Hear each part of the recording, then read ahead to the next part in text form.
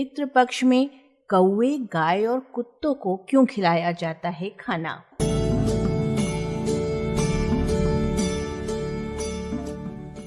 भाद्रपद मास की पूर्णिमा से लेकर अश्विन मास की अमावस्या तक का समय श्राद्ध व पितृपक्ष कहलाता है।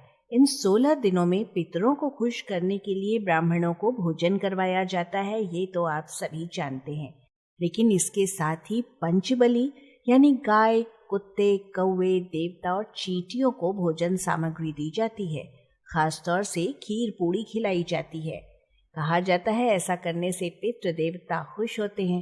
लेकिन इस परंपरा के पीछे धार्मिक वजह क्या है और ऐसा क्यों किया जाता है, ये बहुत कम लोग जानते हैं। और हम आपको आज यही बताने जा रहे हैं कि इस परंपरा को पंचबली क्यों कहा जाता है और क्या है इसका महत्व। गोबली यानी कि पत्ते पर, पश्चिम दिशा की ओर पत्ते पर गाय के लिए खाना निकाला जाता है। इसमें भोजन का एक हिस्सा गाय को दिया जाता है, क्योंकि गरुड़ पुराण में गाय को वैतरणी नदी से पार लगाने वाली कहा गया है। गाय में ही सभी देवता निवास करते हैं। गाय को भोजन देने से सभी देवता तृप्त होते हैं, ऐसा कहा जाता है और इसीलिए श्राद्ध का भोजन गाय को दिया जाता है। श्वान बलि, पंचबली का एक भाग कुत्तों को खिलाया जाता है। कुत्ता यमराज का पशु माना गया है। श्राद्ध का एक अंश इसको देने से यमराज प्रसन्न हो जाते हैं। शिव महापुराण के अनुसार कुत्ते को रोटी खिलाते समय बोलना चाहिए कि यमराज के मार्ग का अनुसरण करने वाले जो श्याम और शबल नाम के कुत्ते हैं, मैं उनके लिए ये अन्न का भाग देता हूँ। वे इस बलि यानी भोजन को ग्रहण करें। इसे कुक्कर बलि भी कहते हैं। पंचबली का एक भाग कौवों के लिए छत पर रखा जाता है।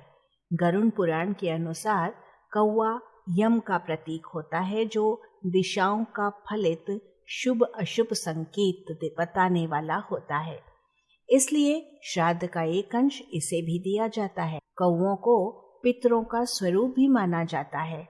श्राद्ध का भोजन कौवों को खिलाने से पितृ देवता प्रसन्न होते हैं और श्राद्ध करने वालों को आशीर्वाद देते हैं। चौथे बलि हैं देवादि बलि। इनको भी पत्ते पर भोजन दिया जाता है और देवताओं को भोजन देने के इस क्रम को देवादि बलि कहा जाता है।